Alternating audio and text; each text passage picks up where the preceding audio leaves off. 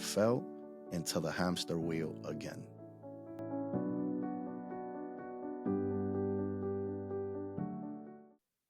To tell you more on the whole barbershop story, right? And how we went to the barbershop that we got now.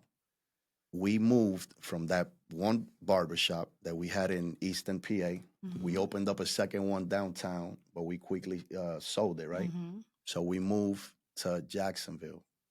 And that's another podcast because this woman is tremendous. God opened doors. We moved to Jacksonville. 4 minutes away from the house, beautiful house, there was a Walmart. You need a Walmart. Yes. Yes. So we go to that plaza, and the only spot open is a barbershop. And I said, Lord, I'm not going to do it. I think it's too expensive. Nobody knows me. I'm not going to start from zero. I'm not going to do it. I think he probably said, okay, no problem. I went to landscaping. I suffered for 4 years in Jacksonville. Man. 107, sweating. I almost fainted. Ladders, the trimming. Don't do it, okay, James? No and then I sold it. I sold it, and I went to work for the first time for somebody else in a while, in a long time. I went to drive buses. And I remember, James, getting there at 5 in the morning, 5:15, and I had to do an inspection on the buses, right? And I picked up my head, and I looked in the parking lot. There was 50 other drivers doing inspections, and I said, I fell into the hamster wheel again.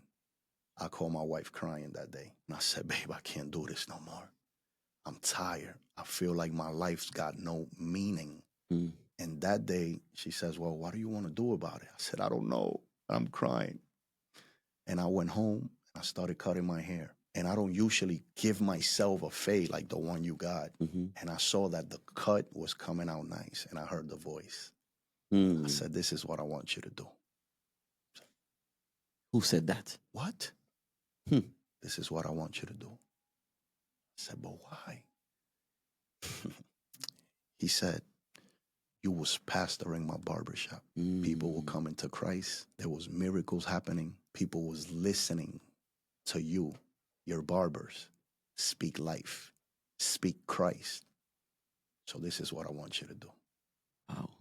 Immediately, I started searching for a barbershop to buy. Wow. And we looked into Longwood, and there was a barbershop for sale. $125,000. I don't have that. I don't have that. And I called the guy, and he said, well, it seems like you're a man of God out of the conversation we was having. I'm still in Jacksonville. And he says, I'll give it to you for 80. I said, I still don't got 80, man. I don't got 80.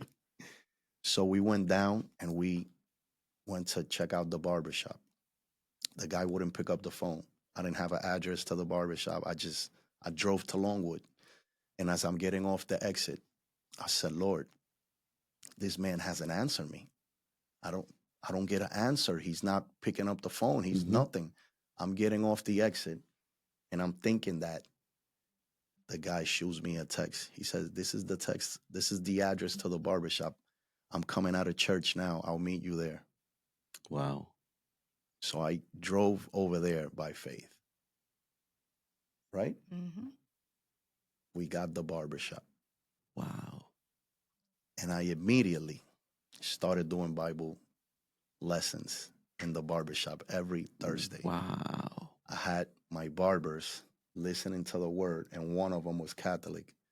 And he says, Louis, this Catholic thing is not matching what you're reading in the Bible. He said, I want Christ. Really? Came to Christ.